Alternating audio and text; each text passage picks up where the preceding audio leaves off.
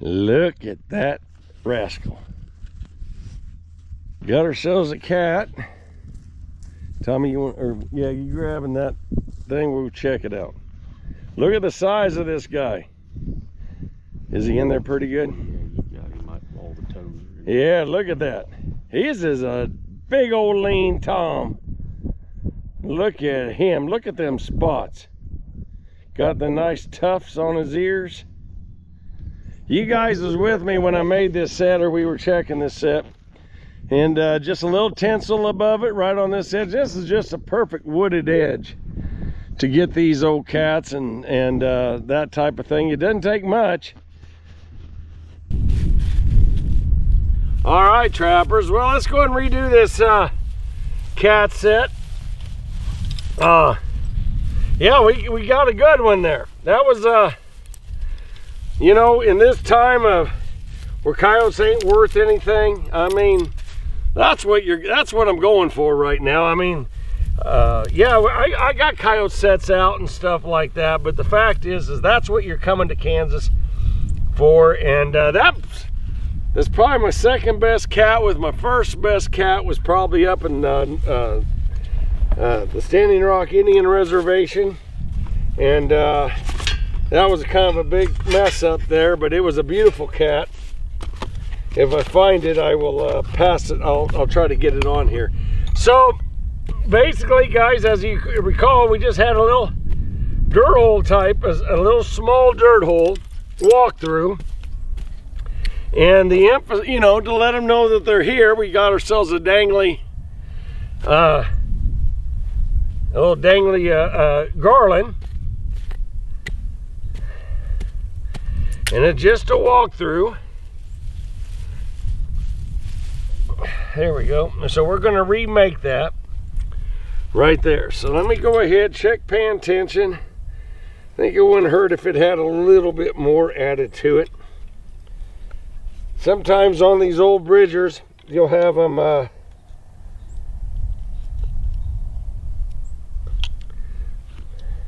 loosen up on you.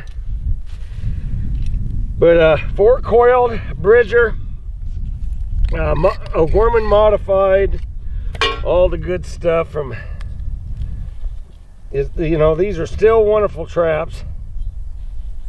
And there we go. Let's go ahead and, this ground feels pretty dry, but I tell you, I'm not going to take any chances. Let's go ahead and put a little dry dirt in the bottom here. There we go. Not much, just get some in there and kind of wallow out a hole is what you want to do to have your chain sit on the bottom of your set. There we go. Very nice. So we have that, and we'll get ahead and I got a piece of plastic. He tore that one up pretty good. We'll use that scat. I know I set it over here a little bit, but we'll use some of that scat to just act as a, you know, a visual and all that. I put quite a bit of cat odors here, fellas, and gals. I know I use my feline finalizer. I always do that whenever I think there's a good cat or a cat potential. I put that feline finalizer out, and that's worked out real well for me in the past, and it did again today. And put that garland that fell off right there. Let's go ahead and get some dry dirt and put on top and around it. You just don't, I mean, you think about how fast a cat can react. You can't have a trap that's going to be slow on a cat. It has to, I mean, don't take chances on them. Go ahead and get the dry dirt or whatever. I made a mistake last year because I've never really had dry dirt or problems with dry dirt here in western Kansas, but I made a mistake. But this year, as you guys saw in an earlier video, how I went ahead and got some dry dirt out of my field. And you know, shoot, a cat can out jump a snake biting it. So think about that. Make sure you have your traps ready to go. All right, so if a trap wiggles a little bit, hold down that side. push that thing in. And again, I like using my thumbs to kind of really pack it in along the side of the trap. And then I'll come back and I can use my fist to do it after that. Let's brush that out. Now, I don't want to lose my spot where my trap is positioned here, because I'm going to cover this up. And I don't want to lose that, so I'm going to use the hammer handle here to tell me about where I need to set or, you know, adjust to. But our trap is basically done, or set. We do need to go ahead and there we go. Let's go ahead and recreate a path through here. Now there's going to be some wonderful cat odors from this guy, no doubt about it. There's going to be a lot of great cat odors in this spot. I'm going to kind of hump up this side because again, I'm trying to make it into a walkthrough type set. So we'll throw some of this. We don't want it interfering with our set, but put some of that trash right out there. And let's go ahead and blend all this back in. For every, you know, I was told for every female cat, there's 3 males. So in theory, we got 2 potential males still here at this location. Let me go ahead and brush this out some more. I got some big stuff, and I don't really want the big stuff in my actual pattern. There we go. Let's brush that out. Make it big.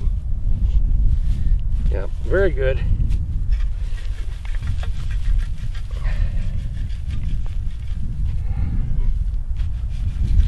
Yep, this is with the day of Kansas wind.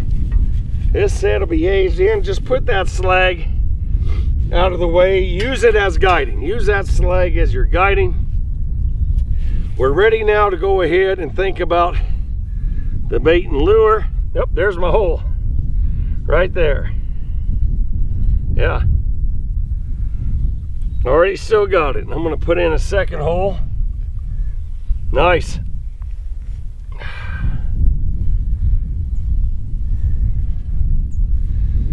So going with 2 holes at this set, and what do we got here? Yep. I'm going to put in my Flint Hills Red Fox.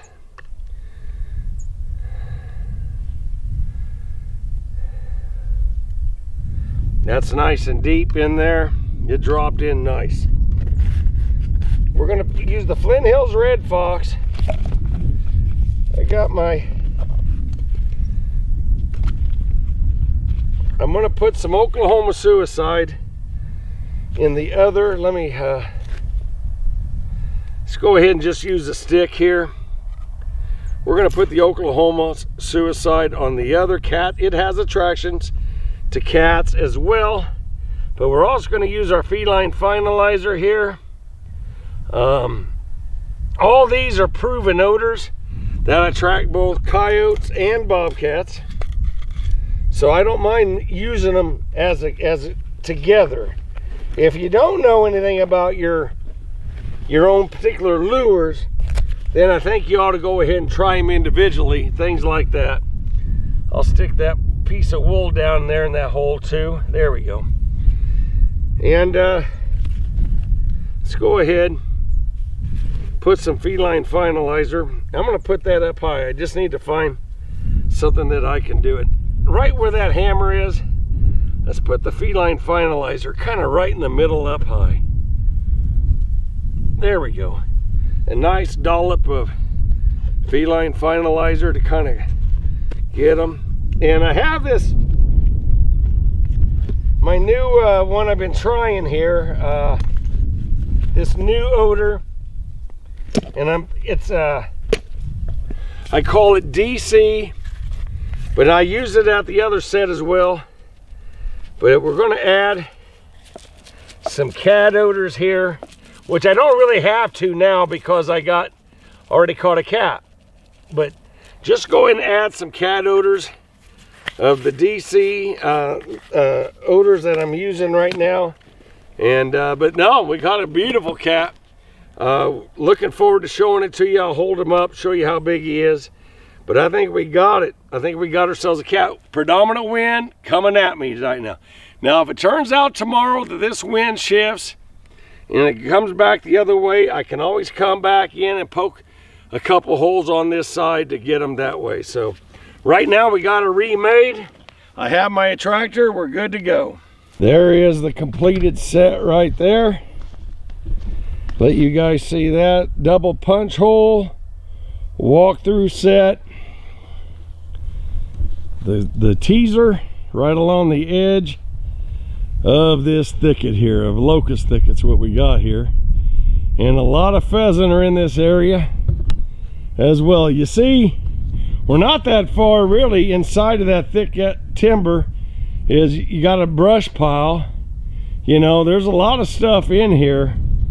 And this is an ideal location on the outside of a field. So anyway, but there you go. There's the actual set. We'll look at other sets we get going, but what a great bobcat we have caught today. I'll show them to you here, folks. Let's take a look at this cat. He's got I'll toss this behind the camera here so we don't forget it, but look at that cat right there. Look at how nice that thing is. That thing's actually got a little bit of weight. He's no 30 pounder or anything.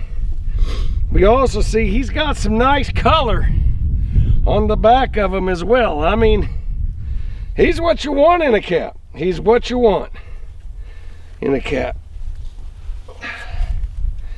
Look at that.